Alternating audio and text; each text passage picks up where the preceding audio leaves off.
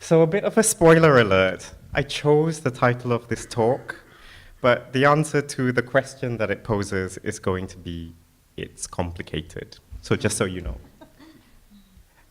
So I talk about lesbian, gay, bisexual, and transgender, or LGBT Muslims a lot. Mainly because this was the subject of my PhD research, which I've now published as a book. I have discount flyers here. If any of you are interested, please see me later, but self-promotion notwithstanding. I conducted fieldwork and in-depth interviews with 29 gay Muslim men and women in Malaysia and Britain in 2012 and 2013. And I also identify as gay and Muslim myself. So a lot of my research also involved reflecting upon my own experiences and insights as data for my analysis.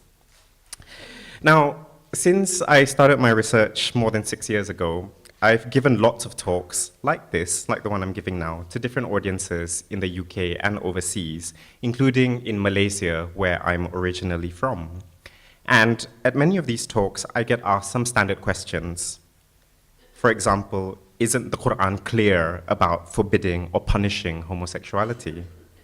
Or, doesn't Sharia law have horrible punishments, including the death sentence for homosexuality? That sort of thing. Now, I'm used to these questions and I empathize with them. After all, this is a really controversial and sensitive topic, and discussing it openly and honestly, and even challenging some of the assumptions behind it, can carry huge risks in some contexts. I'm well aware of this. I'm Malaysian. And that's why I have a lot of time for people who ask me questions about Islam out of good faith and genuine curiosity. And a lot of the time, these questions can be quite angry and they can come out of a place of frustration. I think that's fine. I don't consider that Islamophobic. But I think sometimes the very same questions can be asked in bad faith. Now, what do I mean by this? What does bad faith look like? I think it's when it feels like the discussion has stopped being a dialogue or even a debate, and it has turned into an inquisition. And you know when it's happening because you start getting interrupted a lot. The other side isn't listening to you. They're not interested in your answers. You can tell. And it's also almost like you're presumed guilty no matter what you say, and you will never be proven innocent. That's what it feels like to experience Islamophobia and homophobia as a gay Muslim. And sadly, the Islamophobic bit I have experienced when I've tried to explain my work and my personal story to some people in the more secular or non-Muslim LGBT circles. Some, I must stress, not all. Like I said in the beginning, it's complicated. So in this presentation, I'd like to address some of these polarizing issues. So there is the question, of course, of whether Islamic scholars or leaders are really anti-LGBT, right? So that's definitely a question. But then there's also the counterclaim of whether LGBT activists, especially secular activists, are Islamophobic. And these questions are very much alive in academia as well as in the mass media. But in this presentation, I only have time and I'm only interested in focusing on these issues for now. The bit about whether LGBT activism is Islamophobic, and I'll be looking at different strands of academic research, hopefully without killing you with any jargon. If I do, you're allowed not to buy my book. Okay.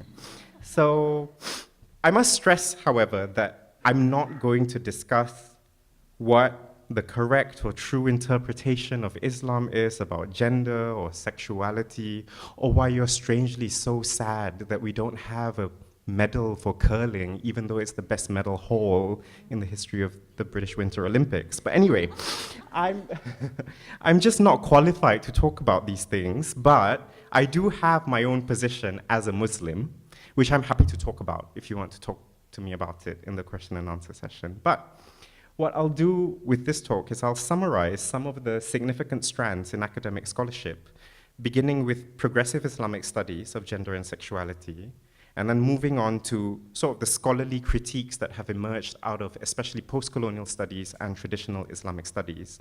And then I'll compare how the scholars in these different disciplines and subdisciplines approach the subject of Islam and sexual diversity. And then I'll conclude with some questions about how we might move forward or not.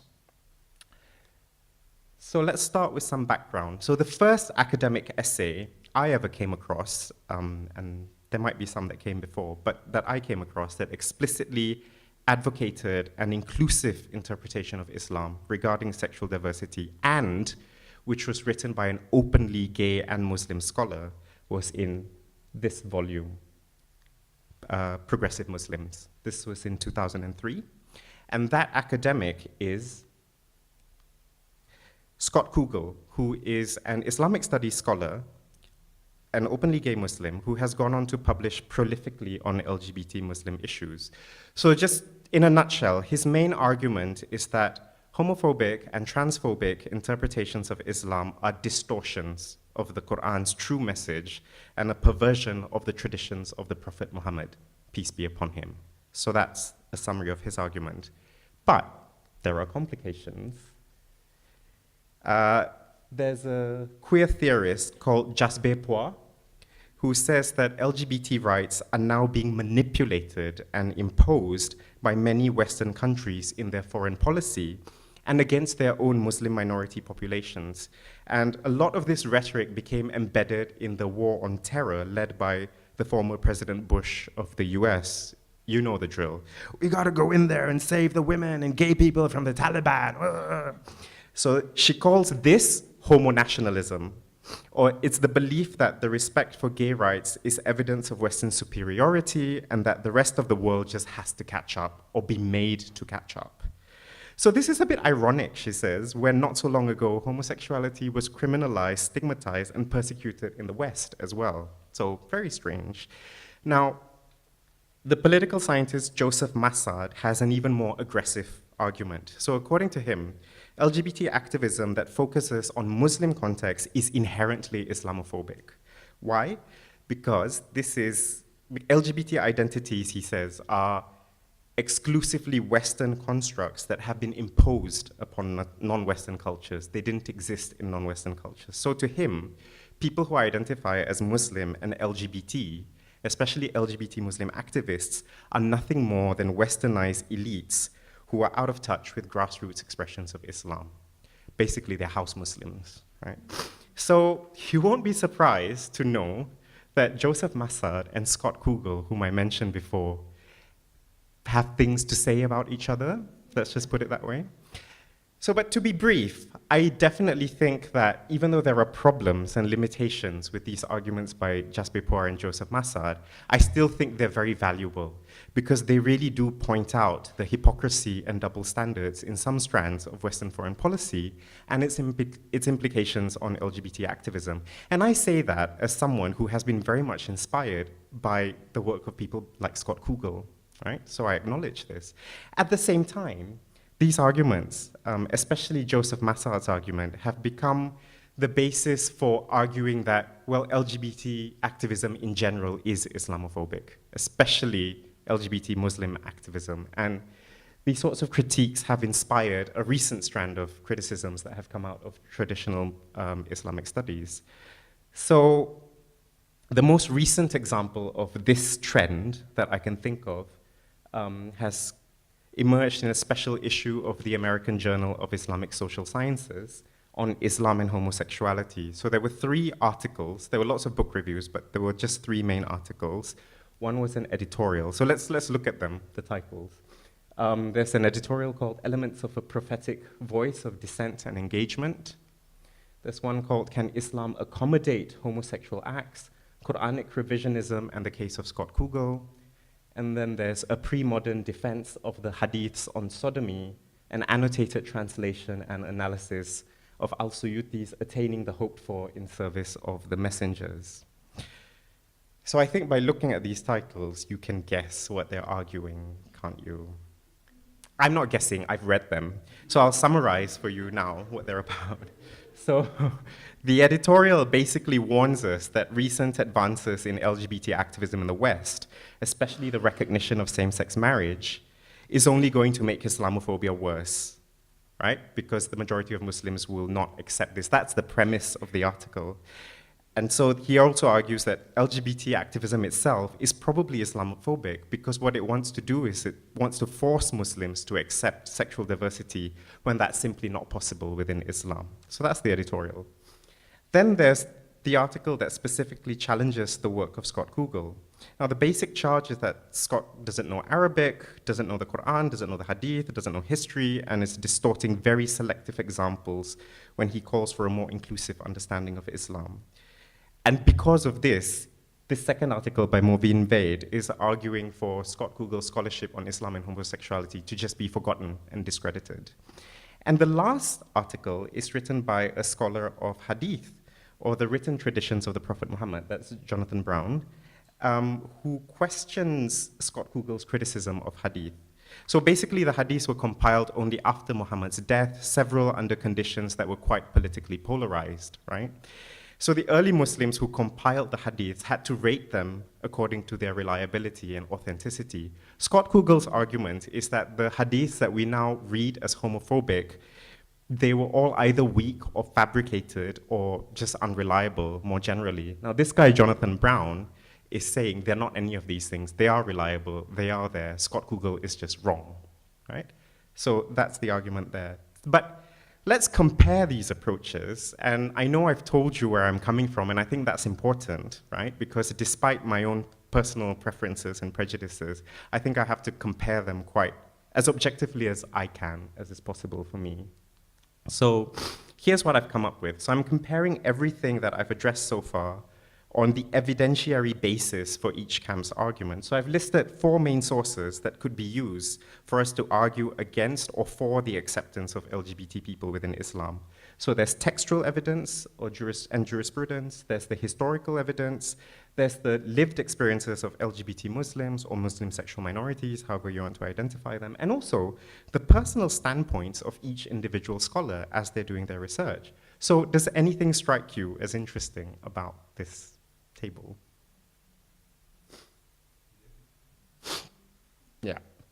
So the lived experience bit, I think, jumps out. I want to point out some other things as well. I mean, if we had time, I'd really want to have a deeper exchange about this. But I'll say some of the things that jump out at me as well is that it looks as though some of the traditionalist Islamic modes of argument are really quite similar with the arguments that are made by Islamophobic ideologues on the topic of gender and sexuality. They all start from the premise that homosexuality is not and will never be permissible in Islam, but they take this premise into different directions, right? Whether they're trying to defend the tradition or attack it, right?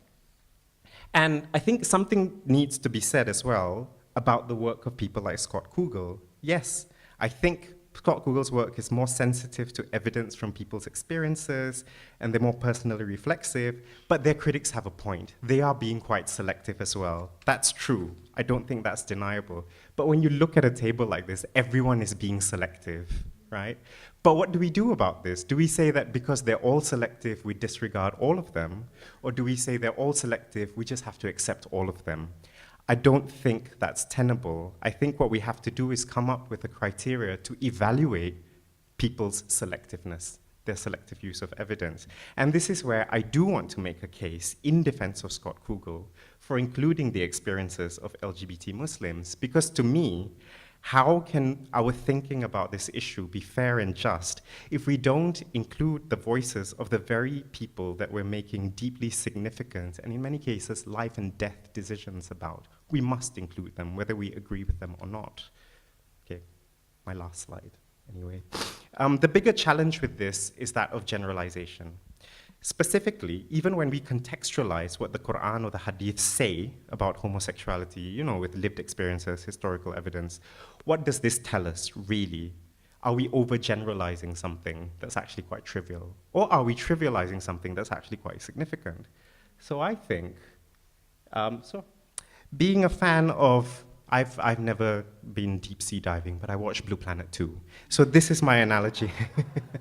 It's a bit like deep sea diving.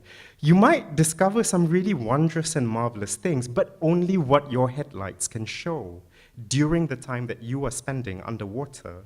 So while you might gain a lot of knowledge during that excursion about the behaviors of particular species and particular ecosystems, can you confidently conclude that this is how the marine world has always behaved? Is it how it's going to behave for all time? Can you generalize this throughout the marine world, right?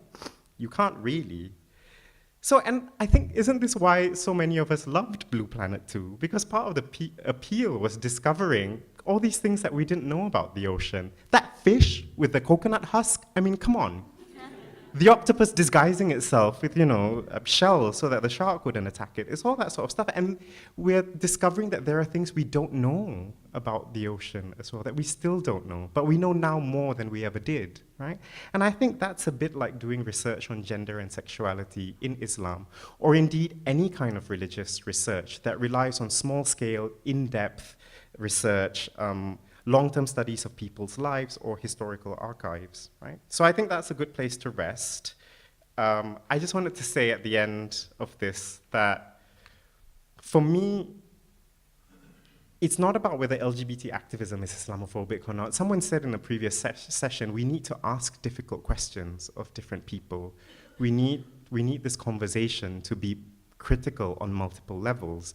But I think there's a difference between criticizing something because you want to make lives better for everyone, or do you want to criticize something because you want to throw someone else under the bus? I don't think that's a good model of activism. I think we're all in this together in our noisy, crazy, and gorgeous diversity. And so that's the best kind of activism, I think, that recognizes that. Thank you.